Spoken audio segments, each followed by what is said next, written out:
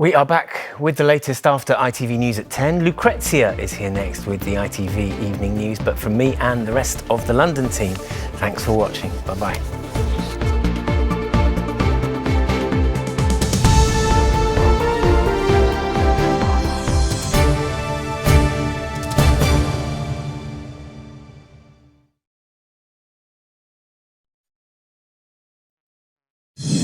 Institutionally racist, homophobic and misogynistic, a damning review of Britain's largest police force. Baroness Casey's report into the Met Police, triggered by the murder of Sarah Everard, condemns a culture that allowed predatory and unacceptable behaviour to flourish and calls for a complete overhaul of the force. The system is failing. Discrimination and prejudice is writ large. So these things need to be changed in order for all of the public to have confidence in the Metropolitan Police.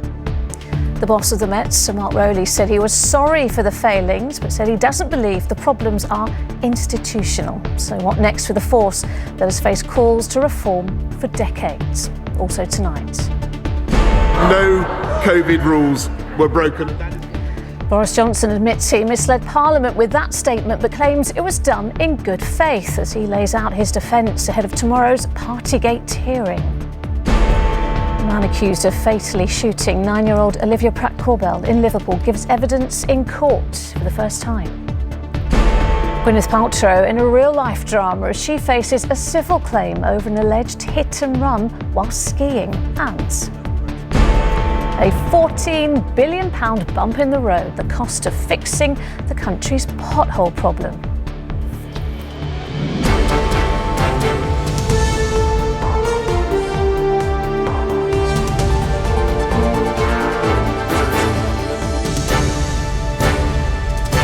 This is the ITV Evening News with Lucrezia Millarini. Good evening. The very future of the Metropolitan Police is in doubt tonight after a damning report found it to be institutionally racist, misogynistic and homophobic. Britain's biggest police force was labelled broken and rotten to its core and has suffered a collapse in both public trust and support. The report by Baroness Louise Casey was commissioned following the outrage and shock at the rape and murder of Sarah Everard by Met officer Wayne Couzens. It found many other women were let down, including those serving in its own ranks who face routine sexism. It listed shocking examples of discrimination, misconduct and abuse of power stemming from a deep-seated boys' club culture. And Baroness Casey warned that if a number of key changes are not made, the force could be broken up to make improvements. Here's Sejal Carrier on the Met's darkest day. There is plenty more to come on the ITV Evening News, including police in Birmingham make an arrest after this confrontation, which ended in the victim being set on fire. The pothole plague that would cost billions to fix. We're out on the roads to see just how bad it is. You had to swerve there. Yeah. If you hadn't have swerved, that would have been... Yeah, that would have been burst tyre.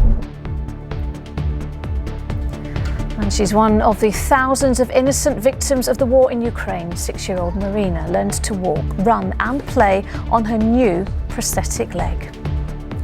Her ambition and bravery is astounding. That special report coming up at 7. We'll be back in a few moments after the break.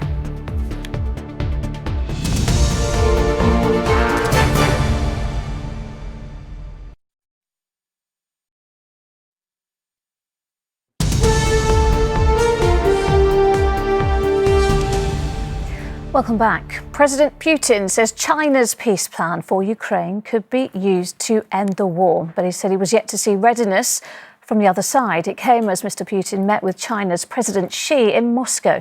The two leaders also discussed growing trade, energy and political ties, as our Asia correspondent Debbie Edward reports.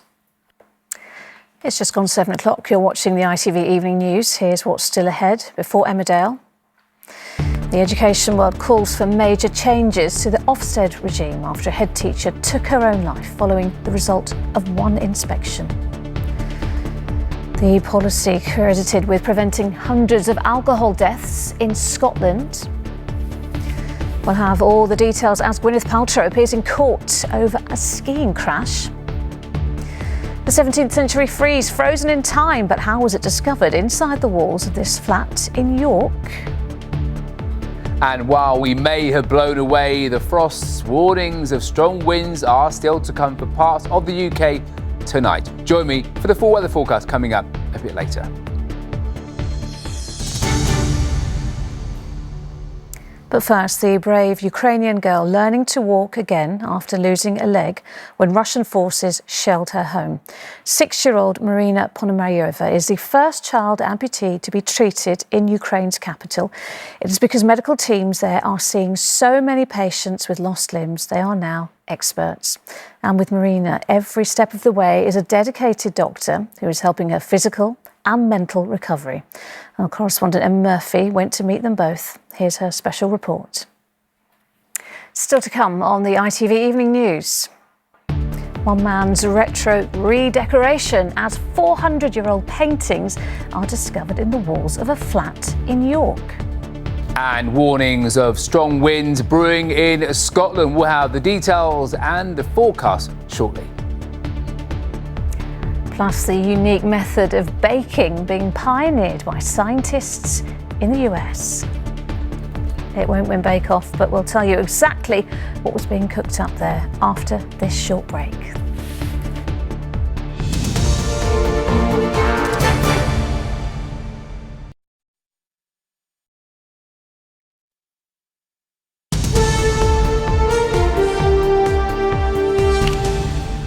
Welcome back. Now, before the break, we showed you what appeared to be a printer baking a cake.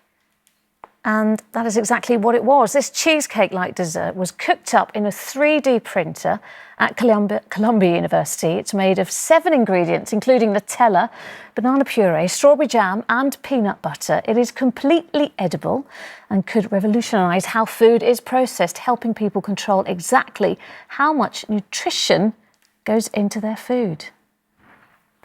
Well, from cake to weather, and it is March, so we should expect it to be windy, and there are warnings in place for some pretty strong gusts in Scotland tomorrow. And Alex is here to tell us more. Yes, it's going to be fairly unsettled as we head through the next 24 hours or so. In fact, the Met Office earlier today took a look at the situation and decided to issue a wind warning across much of Scotland, and that kicks in at 4 o'clock on Wednesday morning until 1 p.m. in the afternoon. Now, Heinz Beans sponsors ITV National Weather. So that's how it's looking this evening. As I say, that wind warning very much in place across Scotland. So as I say, check before you travel tomorrow morning. There could be some disruption. All right, Alex, thank you. And finally tonight, home renovations can often unearth something unusual from the past, usually though it's some shoddy DIY by a previous owner. But when Luke Budworth was having his kitchen redone in York, he couldn't quite believe his eyes at what was uncovered, as our North of England reporter Sangeeta Lal explains. Talk about adding value. That is all for now. Julie is here with news at 10, but from me and the Evening News team, bye-bye. Have a great evening.